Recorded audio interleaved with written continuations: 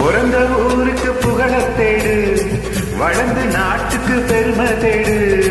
பிறந்த ஊருக்கு புகழத் தேடு, வளர்ந்து நாட்டுக்கு பெருமை தேடு. 4 பேருக்கு நன்மை செய்தார்